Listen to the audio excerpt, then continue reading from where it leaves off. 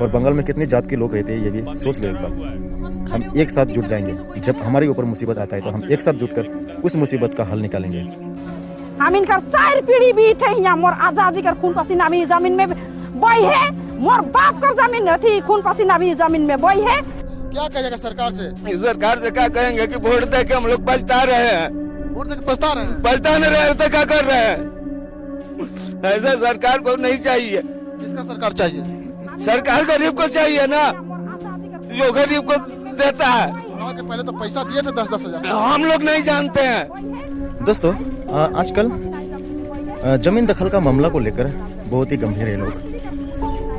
मैं साइकिल चलाते चलाते वीडियो बना रहा हूँ, शायद मेरा वीडियो हिल रहा होगा, कोई भी माइंड मत लेना।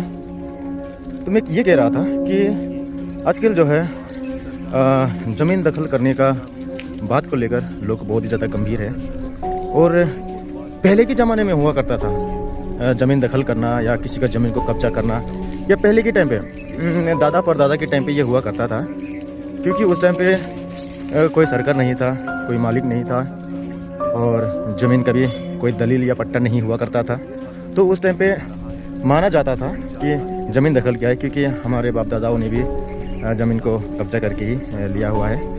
तो आज के टाइम पे ठीक है, अभी सरकार है, पुलिस प्रशासन, पुलिस है, प्रशासन है, सब कुछ है, ज़मीन का पट्टा है, सब कुछ होने के बावजूद भी भाई ज़मीन को कैसे हड़पने की कोशिश करते हैं लोग, ये समझ में नहीं आता।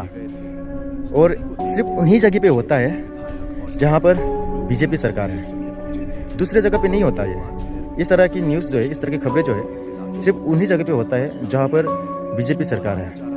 उड़ीसा बोलो, बिहार बोलो, दिल्ली बोलो और इधर आसाम बोलो, ठीक है। और अब हमारे बंगाल में भी हो रहा है, जयगांव में। जिसका ज़मीन है उसको कोई मुआवजा नहीं दे रहा, जिसका ज़मीन है उसको पता ही नहीं है कि उसका ज़मीन को कब्जा कर लिया गया या कब्जा करने की कोशिश कर रहा है।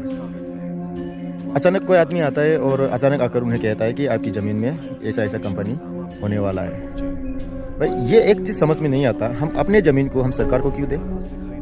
सरकार हमें देता है क्या ज़मीन? सरकार तो इतना जगह है, इतना फॉरेस्ट है, इतना बड़ा बड़ा फॉरेस्ट है, सरकार कभी हमें 1 बीघा ज़मीन दिया है जो हम उसे अपना ज़मीन दे दें बिजनेस के लिए? क्यों बिजनेस करवाना है तो जंगल में करवाओ, सरकार की ज़मीनें हैं, बहुत सारी ज़मीनें हैं, ठीक है। और पहली बात तो ये जो ज़मीनें हैं ना, ये ज़मीनें किसी सरकार की नहीं है, या इस ज़मीन को किसी सरकार ने यहाँ पे नहीं रखा है। इस ज़मीन को प्रगति ने सृष्टि किया है, ये प्रगति का समान है, इस पे हर किसी का एक बराबर हक होता है। जो सरकारी ज़मीन है सरकार हम बनाते हैं, सरकार खुद नहीं होता, ठीक है।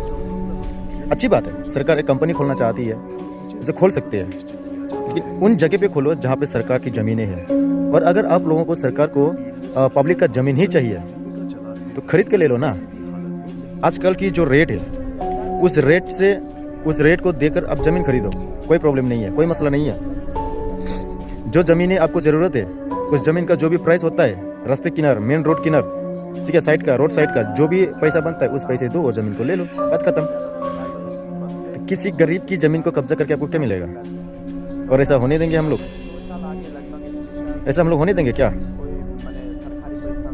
ये आसाम नहीं है, ये बिहार नहीं है जो आप लोग यहाँ पे किसी का घर तोड़ोगे, किसी का ज़मीन हड़पने की कोशिश करोगे। ये आसाम या बिहार नहीं है, ये उड़ीसा नहीं है। अब लोग जैसे चाहो वैसे मर्जी चलाओ, ये बंगाल है, ठीक है, ये बंगाल है। और बंगाल में कितनी जात के लोग रहते हैं ये भी सोच लो एक बार। हम एक साथ जुट जाएंगे, जब हमारे ऊपर मुसीबत आता है तो हम एक साथ जुटकर उस मुसीबत का हल निकालेंगे। किसी की बात की हिम्मत नहीं है, वो अंबानी आए चाहे नरेंद्र मोदी आए या अडानी आए, किसी की बात की हिम्मत नहीं है हमारी ज़मीन को हड़पने की, ठीक है। कान खोल के सुन लेना ये।